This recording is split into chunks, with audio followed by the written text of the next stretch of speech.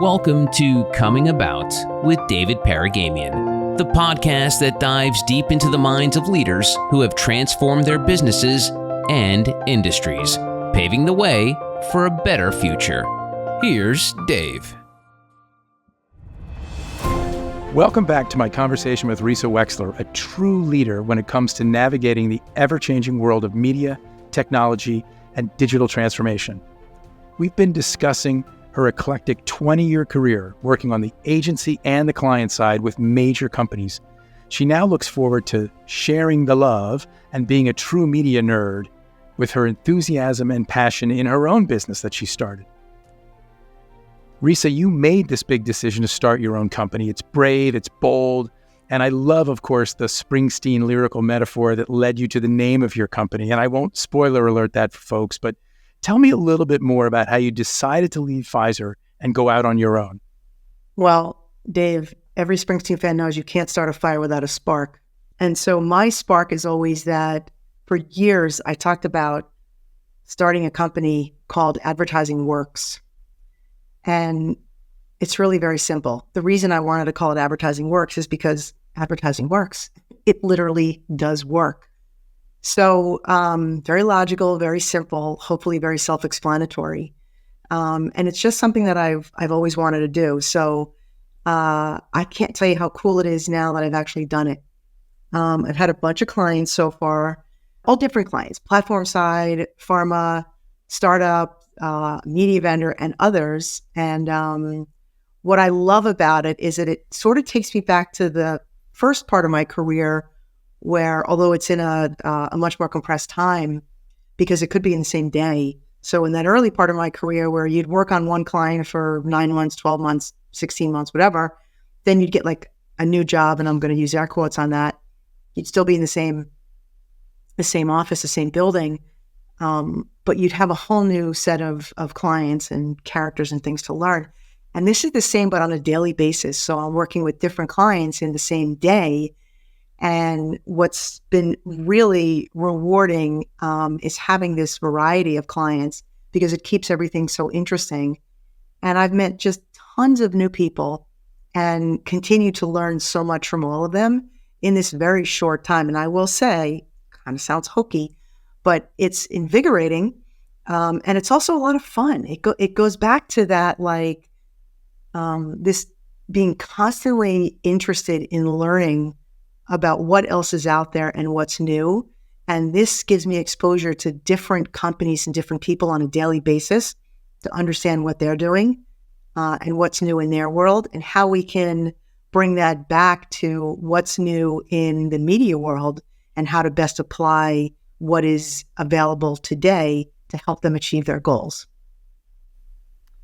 Speaking of what's new in the media world, in this new construct for Advertising Works, are there any trends? We're at that nice time of the year as we're starting to turn the calendar page, looking at the new calendar year in front of us.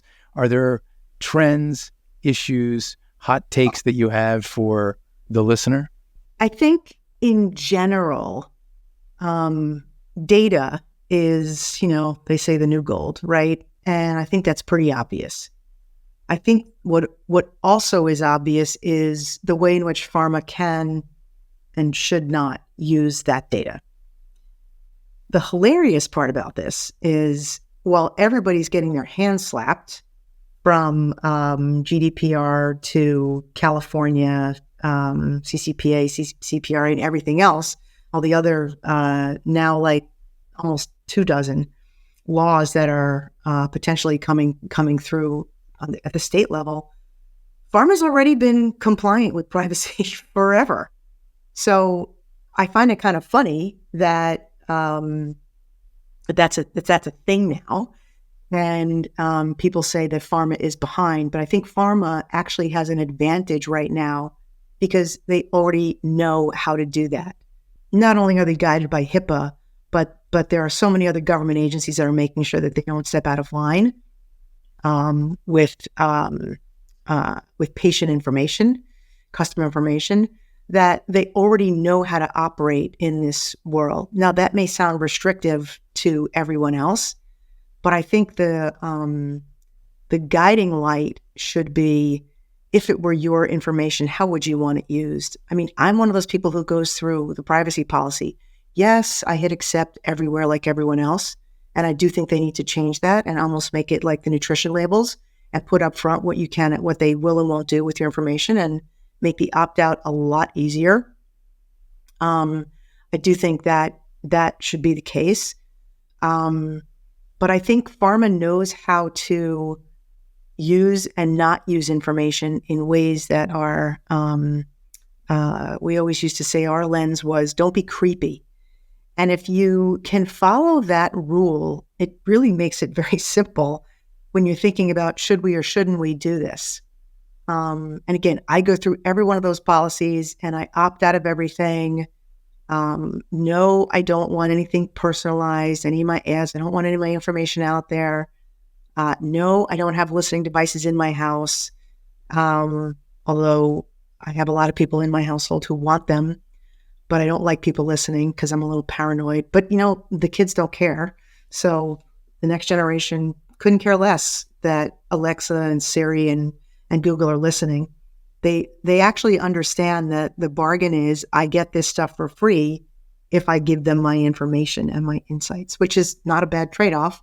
It's kind of the way linear television worked for years. I sit through 8 minutes every 30 minutes of ads, and then I get to watch this thing for free. So I think your original question about trends and things that are coming up, I think it's going to remain data and how to handle the data and how to use it properly in ways that are not creepy. Because as we get more data, and listen, I'm going to throw out everybody's favorite generative AI right now.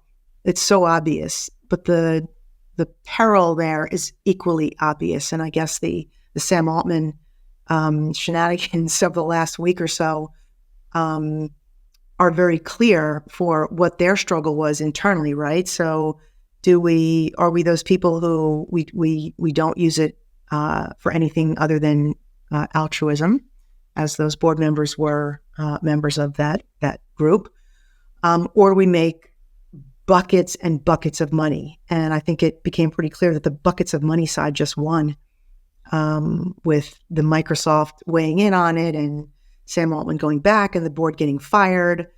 So it's not just data, it's how we turn that data into something else. And the challenge is, how do we make sure that we stay on the right side of good as we get more of that, and as the capabilities grow exponentially, just month after month, they grow exponentially, whereas this pace of change we thought was fast in the last 10 years, you're going to have whiplash in the next 2 to 3 years. You've said a lot of smart things, and under the headline of data, and you're right, I think pharma has in some ways a built-in advantage as the world embraces global data protection rights and those sorts of things, because as you said, the industry has been so rigorous in that. There's one other area of the future state that everyone wants to talk about that I'd love to get your perspective on, and that's this concept of omni-channel marketing. I recently did a talk on this at the Digital Pharma East just a few weeks ago in Philadelphia. And if I had borrowed from your Springsteen song library, I would have borrowed the one step up, two steps back, because it does feel like pharma talks a lot about omni-channel, but clearly not all pharma marketers have been able to embrace and really hold close and dear what omni-channel really is. Why do you think that is? Why do you think it has been one step forward, two steps back with pharma? And if you do, and I'd love to get your perspective there. First, thanks for the Springsteen reference. I always appreciate that. I think pharma doesn't get enough credit for what they actually do. You can call it omnichannel, you can call it whatever you want. But at the end of the day, pharma marketers have to make a decision. And the decision has to be, I always refer to it as energy to upside. Other people say, is the juice worth the squeeze? And what that means is, if I'm going to go through all the trouble of getting fill in the blank approved, I have to make sure that I'm betting on the right horse, because it does take a lot to get something approved. But if you've got your friendlies and you have good rationale for why this will be a good thing, you can get anything done. And I'm frankly a little tired of hearing that it's hard. Yeah, we know it's hard. Those are table stakes in pharma. It shouldn't really scare anyone. That's just the way that you operate things, right? But I don't know that I think pharma gets a bad rap for some of these things because they're not seen as being out in front. But the reality is they're being thoughtful about when they actually do move forward in something. And what that means is that the energy that you spend is going to have a very big upside.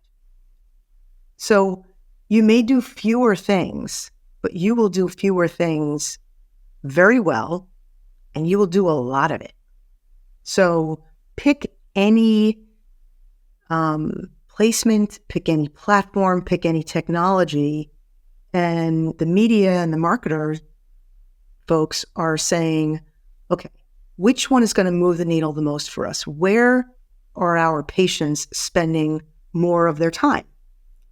And if you have a good understanding of your patients and your physicians, then you will have an understanding. So for example, HCP is overwhelmingly Apple users, and they love their phones. And within that group, oncologists are more tech savvy than most of the other specialties.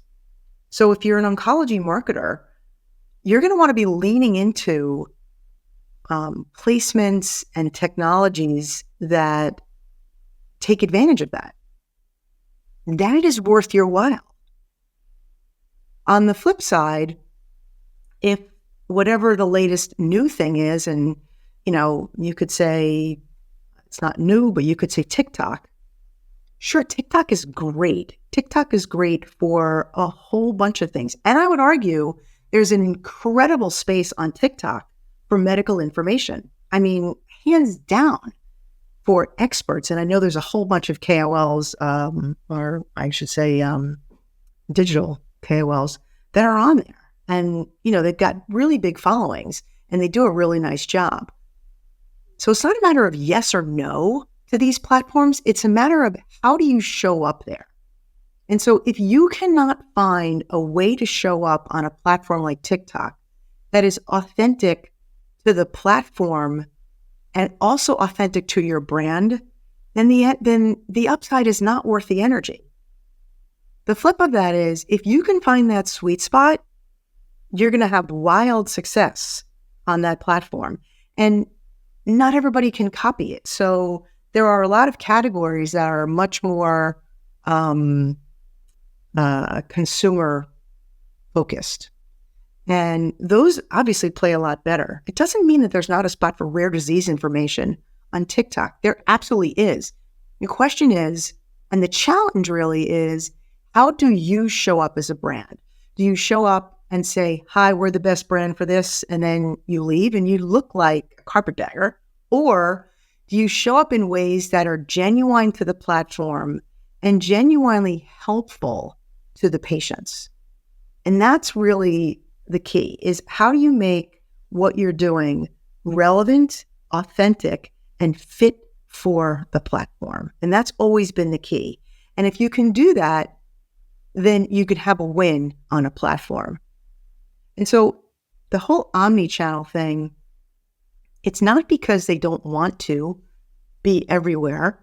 It's that they have to be a little more choosy in where they are for obvious and also less obvious reasons. You could easily throw a bunch of spaghetti at every single platform, but at the end of the day, what are you really accomplishing? Not a lot. So omni-channel may have 5 pieces in the mix for one brand and 25 for another brand. And it could be appropriate for both of those brands, but if you flipped it, it might not be appropriate because one should be doing more and one should be doing less. So it's really a matter of striking the balance for the brand based on what it is that they're trying to get across and who their patients or physicians are. Risa, I want to put a punctuation mark on that, and I'm going to circle back to something you said. as we began our chat, you were talking about staying connected to those great colleagues, reaching out to them to stay relevant, to offer to help, not to ask for a favor, connecting with people in authentic ways, that it wasn't about asking for favors with someone that you used to work with, right? And as I listened to you speak about the litmus test for a pharma brand engaging in omnichannel, I heard you talk about speaking with authenticity, adding value to the page. It's the same advice you gave the young career person about how to stay connected to their own network, right? It's engaging with people when they need to hear from you, in the manner they need to hear from you, in the way they need to hear from you, authentically offering value as opposed to hammering someone over the head with a message or something that's very self-serving. And so I can't help but think that your advice to those early in their careers and your advice to brand marketers is very consistent. Good on you. I'm nothing if not consistent, Dave.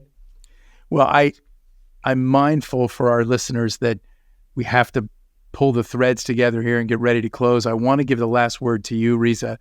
A marvelous journey, a marvelous career that is not over yet, full of great pivots, big, bold moves, a lot of learning.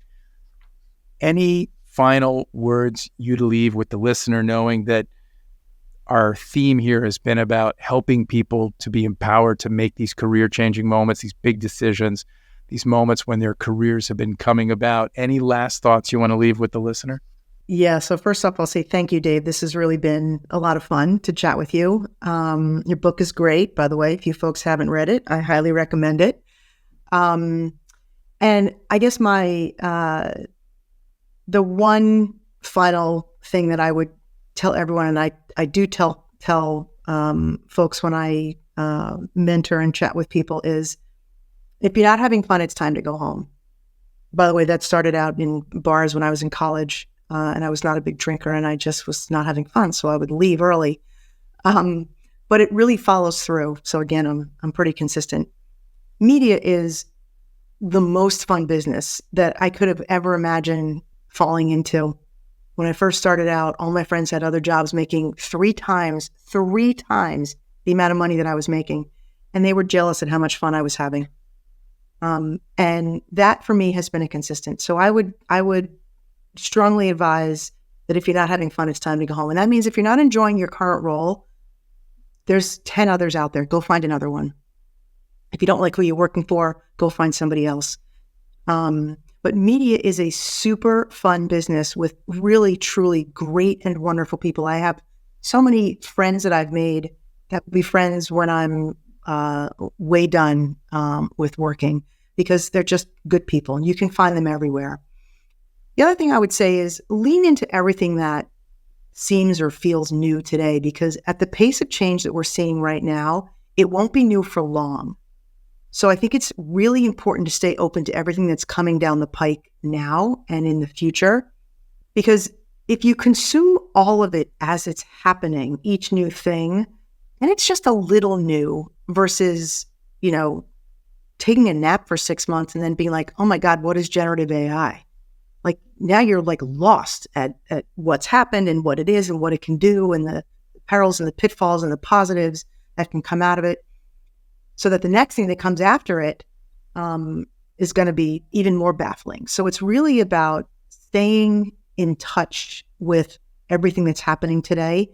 And that's about having curiosity, just an endless curiosity, which is, I have an endless curiosity. Not everybody does. I'm not saying you have to, but if you like the business enough, that's part of it. That's what I like about it, that I would and do read about this stuff, whether I'm working on it or not, because I'm always interested in it. And I would hope that folks that are also starting out in the business today are obviously the ones that have been in it for years.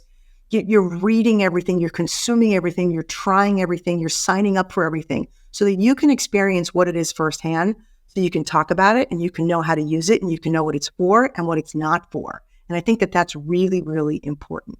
And then as you go forward, hopefully you will continue to love what you're doing and enjoy it and just have a great time doing it, because again, best people, most fun business that you could ever be a part of. And I feel really honored and privileged to have been a part of it for as long as I have, and hope to be for many years to come. I love all that advice. So even though we started out eating SpaghettiOs for 99 cents in the can because we were in these overworked and underpaid jobs, you're right. It has been a wonderful journey. And I love that line about if you're not having fun, it's time to go home. I am still having fun, but it is time for both of us to go home or metaphorically get to the next thing that we must get to, let the listener get to the next thing that he or she needs to get to. Risa, thank you so much for being with me today on the Coming About podcast. I really appreciate your time and your insights. Thanks for having me come about, Dave. I really appreciate it. It's been great. You're welcome. And that wraps up another episode of Coming About. If you like the show, please take a moment to subscribe so you'll get notified of new releases. And if you have a moment, I'd love it if you left us a review so that other folks like yourself can learn more about the show. Thank you, and I'll see you next time. This has been Coming About. We hope these conversations have left you feeling empowered and ready to take your organization to the next level. To speak with Dave about your business transformation or to learn more about Health Monitor Network, go to healthmonitornetwork.com. And don't forget to check out his book, Coming About: How We Transformed a Major Media Company and the Lessons There for You. Available wherever books are sold. Coming About with David Paragamian is a production of Advantage Audio.